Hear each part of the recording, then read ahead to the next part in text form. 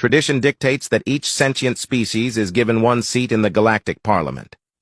When humanity made contact with the galactic community, it was decided that planet Earth deserves to have 4 senators. The humans stared in surprise. "I'm sorry. Perhaps we misunderstood. I thought that each sentient species got a single senator." The gelatinous alien wobbled. Yes, quite right, quite right. One senator, one senator. Everyone gets one, everyone gets one." The feathered, multi-eyed creature standing next to it nodded slowly. "As my colleague explained, you are correct. 1 senator per sentient, sapient species, regardless of planets settled or ruled over." One of the humans, the one named George, whispered, Do they mean whales and dolphins? Chimpanzees? Did we miss something?" The leathery humanoid, Lang, incidentally the only creature with a human-pronounceable name, chuckled. No. While you have an impressive number of creatures on your planet, none but the humans are worthy of a seat on the council." Ambassador Humphreys cleared his throat. "May I ask, why are we being given this singular honor? Humanity is only a single species, and yet we get 4 senators." Lang burbled another chuckle, joined by the other 2 aliens. "You humans are so inclusive. It really warms my hearts. No, as I'm sure you understand, even though you see yourselves as a single species, you are of course 4. Unless, well, there was some debate about hot dry humans and hot wet humans." Humphreys blinked in surprise. "I'm sorry? Are you calling humans different species based on climate?" Lang seemed confused by the question. "Well, yes. I suppose we should have clarified, but here, look." She pulled out a holographic projector and pulled up an image of a young woman in a thick winter coat. "This is one species, the cold human. This one is from Michigan. Or we use the term cold human. Your inclusivity must have eradicated the different terms generations ago. And this one," the image changed to that of a middle-aged man in shorts and a t-shirt, "is a hot, dry human from Marbella, Spain. And this one, cold, hot, dry, hot, wet, and temperate. Ah, maybe you call them Arctic, desert, tropical, and plains. Though some of the plains undergo rapid temperature shifts." Langa trailed off. Humphreys cleared his throat, twice found his words. Those are all just humans, though. We wear thick clothing in cold temperatures, thin clothing in hot weather, and while, yes, most of us prefer one climate or another, we do move around a bit.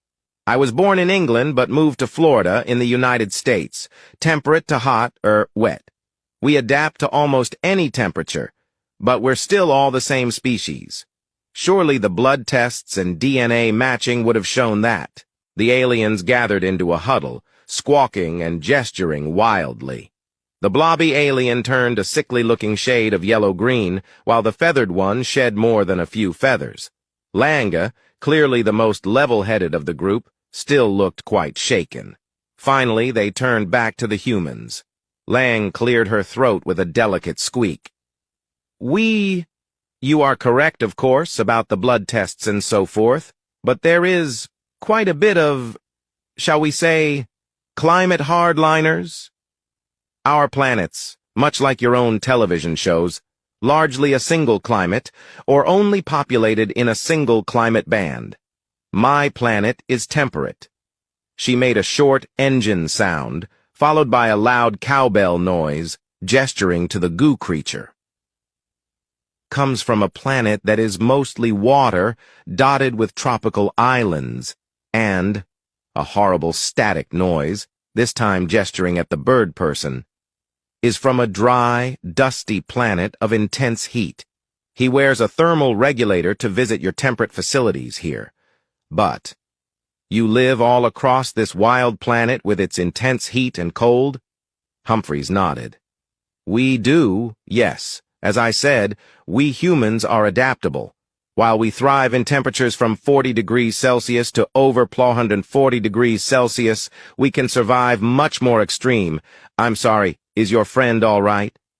The blobby creature had gone fully green and was shaking so hard its rolls of goo were making tiny clapping sounds. Longa glanced in its direction, then shook her head. No, it will be fine. We are just shaken. Are you telling us that you refuse 4 senators and choose only 1? And that your choice of senator will come from any climate? Humphreys nodded, somewhat mystified at the odd reaction. Of course. We may have our differences, but outside of preference, we don't argue over climate. Much, anyway. As far as I know, we've never gone to war over climate. Ha ha. His joke fell flat. Lang, her face unreadable, replied only, "We have." The coming months were eye-opening, to both the varied aliens and to the humans that visited them. Icy worlds were met with, "Gee, it's a bit chilly, almost as bad as winters in Alaska, but you've got a lot more daylight." And desert planets were greeted with, "Oh, no worries, it's a dry heat, just stay hydrated, and you don't have any scorpions." The alien worlds were unprepared for the constant downplaying of the climate. No world humans visited was as hot, as cold, or as inhospitable as the climates of Earth. The hardliners scoffed that their world was much more extreme, but soon found that the more harsh they claimed their world was, the more humans flocked to it. "You call this cold? At least the atmosphere is breathable. At the top of Mount Everest you have to wear oxygen tanks." Or, "This is hot, yes, but one summer my family visited Death Valley and cooked hamburgers without lighting a fire. This is nothing." Lang smiled to herself as she read through the morning's reports.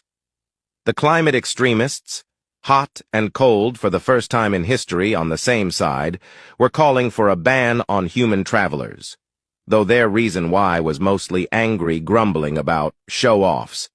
The vote to remove a number of extreme temperature planets from Parliament was called off, because humans had somehow managed to take up permanent residence on almost all of them, calling them not that hot or only kinda cold.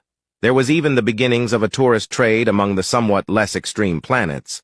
A Corthian, known galaxy-wide as a hater of warms, became the first of his kind to visit Numubulu, one of the colder planets, albeit on the middle of a heat wave. And the human clothing. It had taken the galaxy by storm.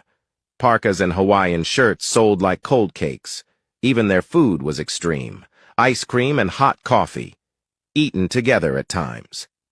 They even had frozen hot chocolate, an oxymoron that nonetheless was becoming popular with many cultures. Lange unlocked the bottom drawer of her desk and pulled out a report. Earth, X7 rating. Death planet. Extreme climates, dangerous life forms, long-term toxic to most life forms. Natives invented atomic energy and immediately used it as a weapon on themselves. Avoid at all costs. She flipped the page to the other report, the one she had submitted to Parliament. Earth, M5 rating. 4 distinct climates, each with its own life forms. No sign of interspecies war, some extremist views. A scrap fell out from between the pages. Written on it was a quote from a famous Earth author, Mark Twain. "Travel is fatal to prejudice, bigotry, and narrow-mindedness, and many of our people need it sorely on these